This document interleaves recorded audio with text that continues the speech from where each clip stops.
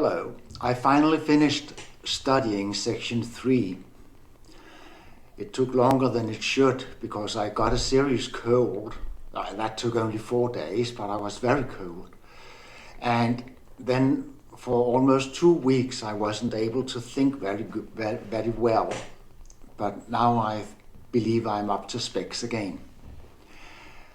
All right, I have a few points about the section and my study of it that might be of interest to you.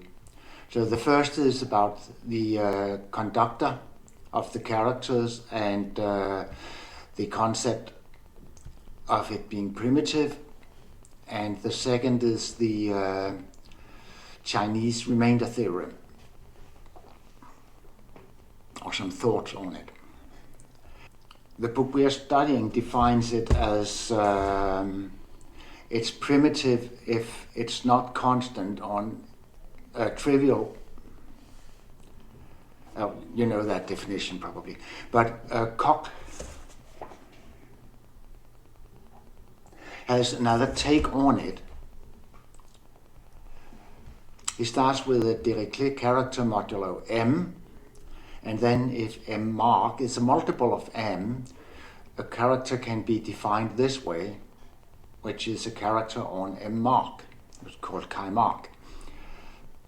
A character modulo m induce a character on m mark. And if it cannot be induced from another character, then it's called primitive. It's a good definition. Of course, when it's defined like this, then it's non-trivial, because when we are in 1 plus m, chi mark is trivial on, I won't call it, let's call it n. If n, it's said, lies in there, then chi mark of n equals unity. So now let's see if we can go the other way. So let's assume that this holds. Then it's non-primitive according to our book. But can it be defined by a character chi modulo m? If that's the case, then we must have that if x minus y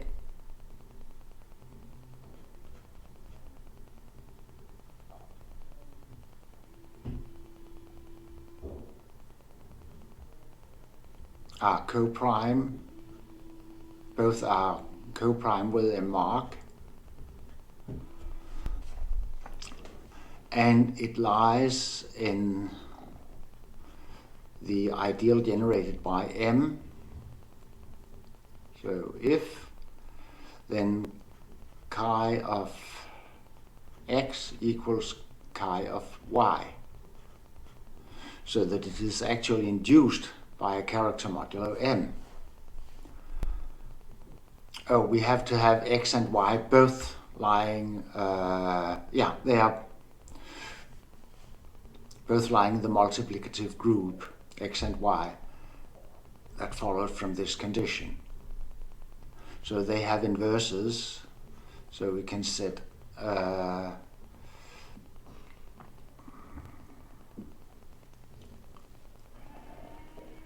x outside the parenthesis,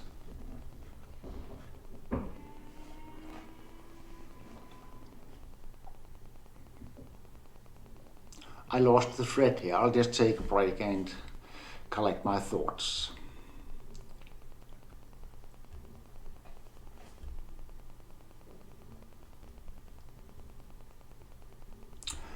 Yes, I was following the wrong idea. X is an element of y plus m, and we can set y outside here,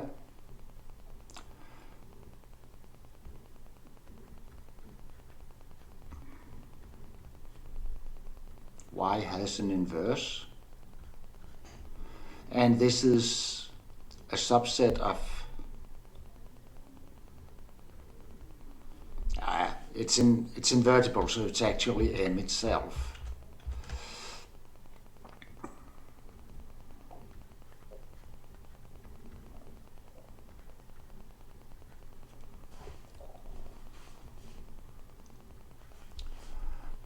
And that means that chi of x equals chi of y times chi of something t, where t lies in the ideal generated by M, which means that this is equal to unity. So they are indeed equal. It's very simple, too simple for me to do today. Have you noticed, by the way, that my computer is changed to Spanish? I'm learning Spanish, so I thought I would change the computer language to Spanish. I've done the same with my oven, so trying to immerse myself in the language. The next is the characters. But preparing the video, when I was almost ready to start recording, it occurred to me that my proof here, where I used the strong approximation theorem, I could actually do that using the Chinese remainder theorem. So let's do that first. It holds in any, I use D here because it's in any Dedekind domain. And you probably know it.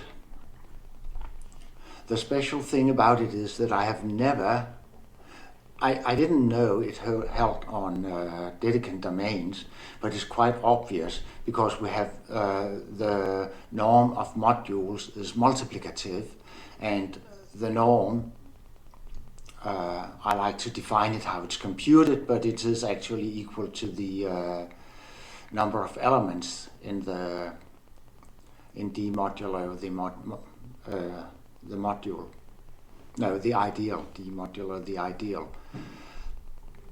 Now what was new to me was using this on the ring of Gaussian integers. That was very, very nice. The first thing was when we have a prime equal to or equivalent to 1 modulo 4, then we'll just take an example like 5, which splits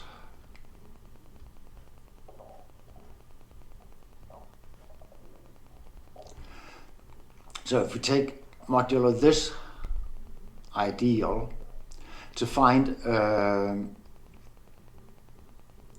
it has norm 5, of course. So to find the 5 representatives, I was in the 2 plus y, 1, 2, 3, 4, 5. That were my representatives. That we can actually just use the points up to 4, the real integers. That was really a revelation to me, but it's quite obvious once you have seen it.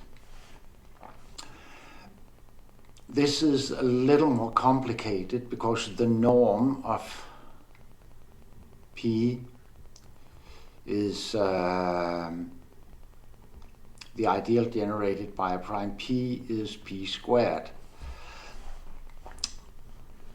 So this is a field with P squared elements, so it's actually equivalent to the finite group with P squared elements.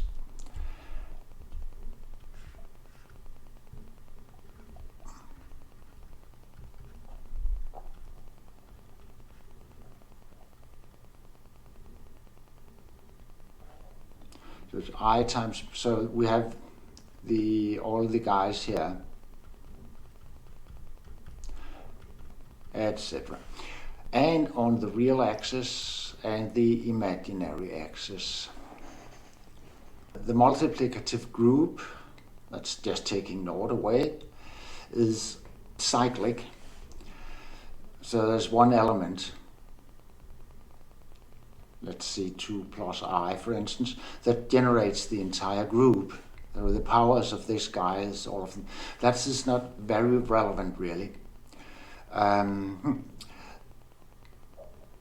Oh yes, that is relevant, because that means that the subfield,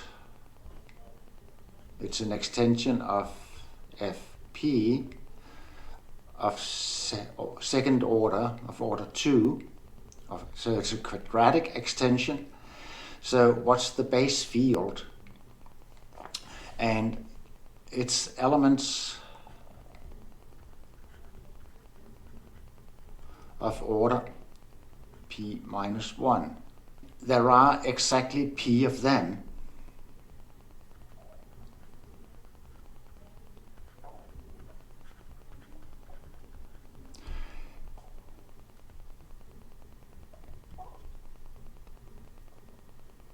Namely the rational integers. This field is isomorphic with Fp, but it contains unity, and then this field is generated by addition, meaning that it's not only isomorphic, it's actually equal to. The others are quadratic above, and the book is a little unclear about the norm map and the trace map. We should actually do both. We take some element up here, say this guy. It's quadratic.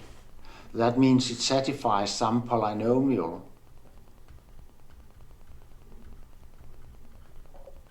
Since it's an isomorphism and alpha and beta lies down here,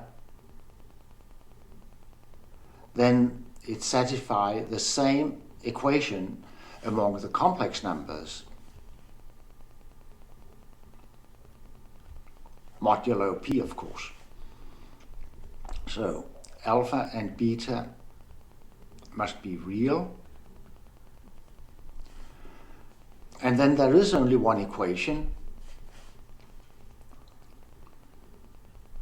namely alpha is, oh yeah, I should have said minus here.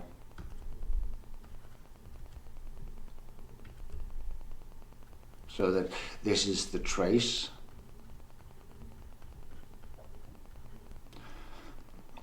And beta being z bar times z, which is the norm.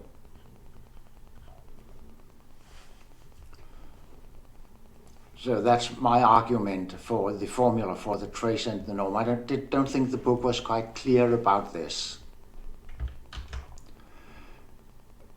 So now let's go to this guy. It has to do with the definition of conductor.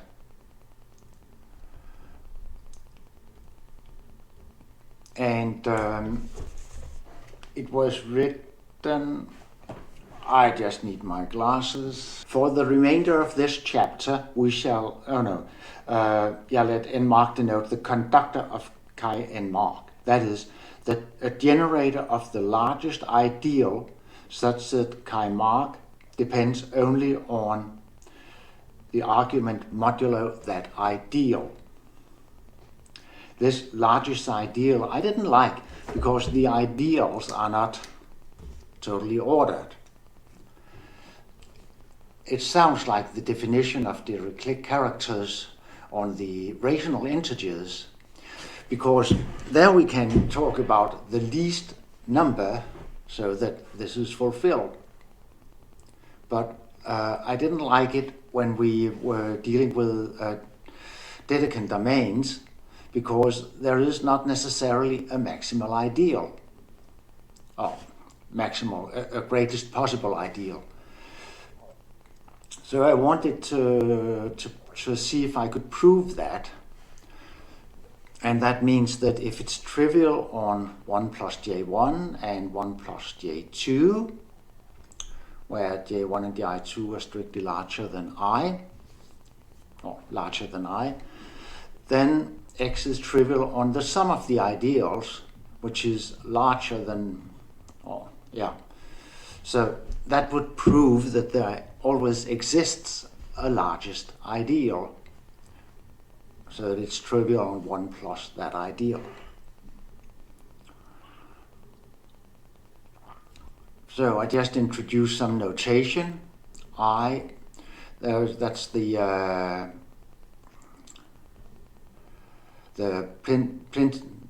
what is it called? Prime ideals dividing I, only those, to some power, and j, of course, only have this, and their powers is smaller than n, so they are strictly larger. And then we introduce the ideal containing both j1 and j2, and the multiplicative group. I write D. It's only on Dedekind rings that we have unique ideal factorization.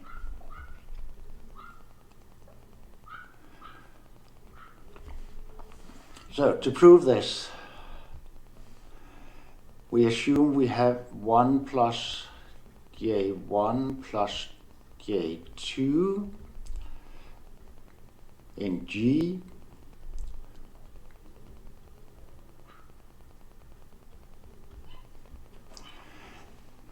when that's the case, it's obvious that 1 plus j1 doesn't lie in j2. I think we'll be needing that later.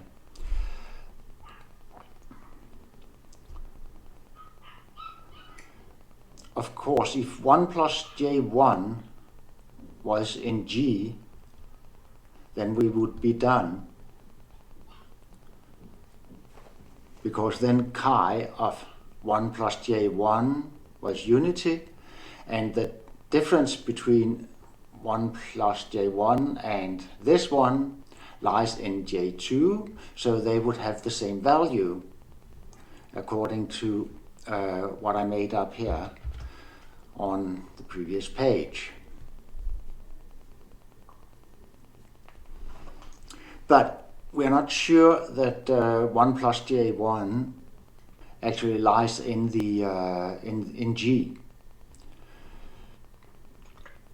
But we want to have an x equals to 1 plus j1 plus some element, I call it j12, because it must lie in both of the ideals.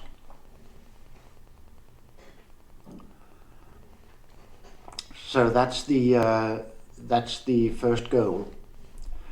To obtain that, we must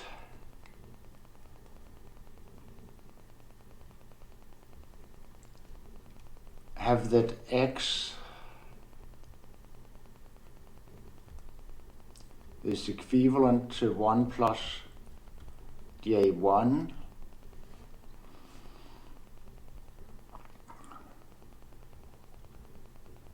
modulo all these p's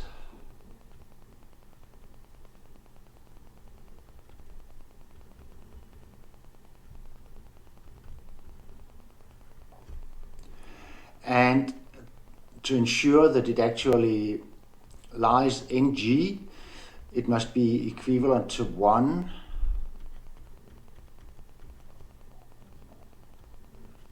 modulo pi,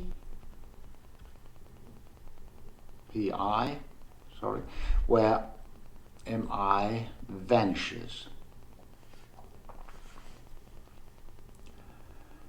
And I believe that there is such a guy in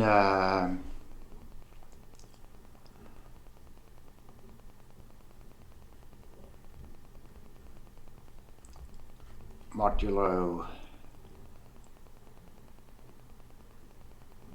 pi to mi, and then some pj's, where we take product over disjunct sets of prime ideals, which of course can lift to any one modulo I in D. So when I did that, I used previously I used the strong approximation theorem, but apparently this would be, or maybe they are, I think they are really equivalent.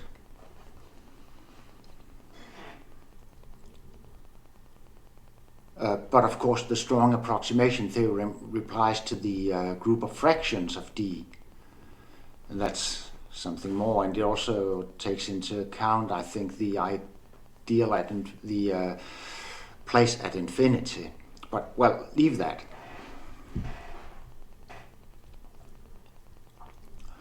So now we have found such a J12,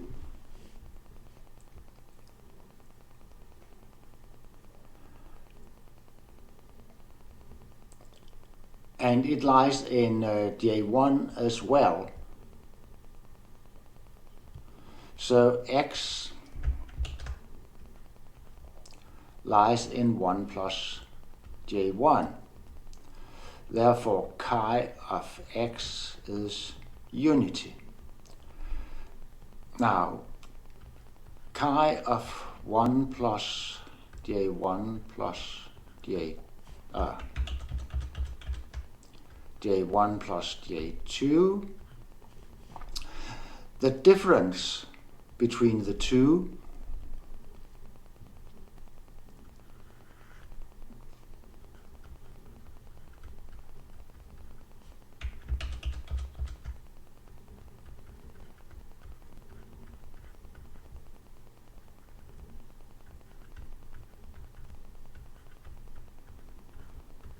equals J2 minus J12, so it lies in J2.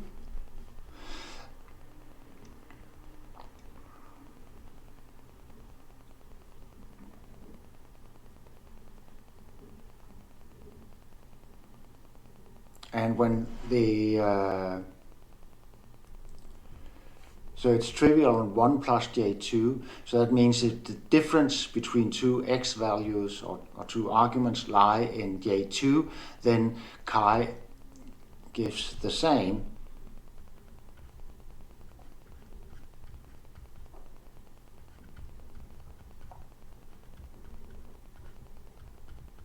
And that was 1.